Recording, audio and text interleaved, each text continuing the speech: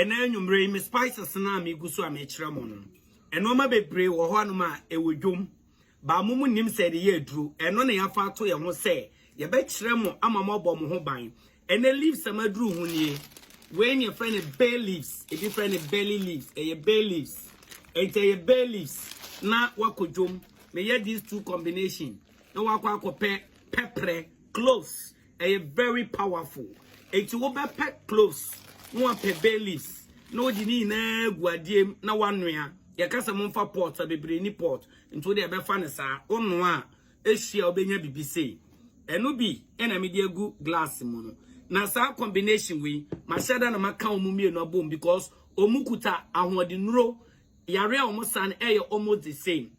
One, the edikan etime bene bad cholesterol. Two, with the combination of this, manage your type 2 diabetes and as a manage your sugar level, at the same time your pressure level na a manage the tosumien san etime bacteria antibacterial property ekuta bay leaves. Etimpacho otanwa we no ma ebeboa. Etimi for the kidney and our liver health. Ye ka say health and they say a both kidney ni liver no ho ban. Cloves so any bay leaves so a combine ya etimi boa for bones because it got a lot of calcium. I bet my boa bones no. Cloves nkwan so timi boa obi o ulcer. Eti wo ulcer. Upacho bet man no any bay leaves now no.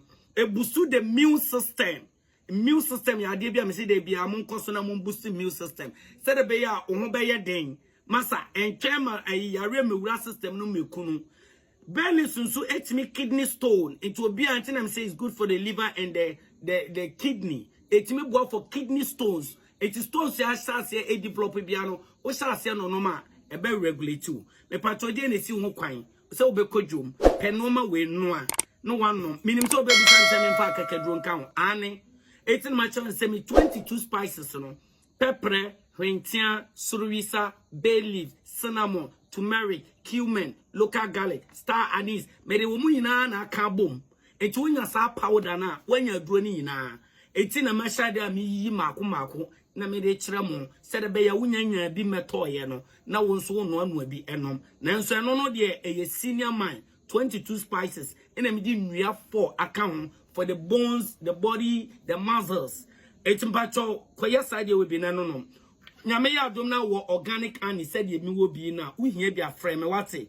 Me ma e wo pa e wo so wano ana water frɛ na wo de kakra som anopa no ma de enwumre no wano anopa no wano etimi nsonia enti obi owo BP me pa cho obetuma no say now the cayenne pepper aka ho na wo no e be regulating otumfo nyankopon ka ho onya okese se wotie na baby adom nti amen.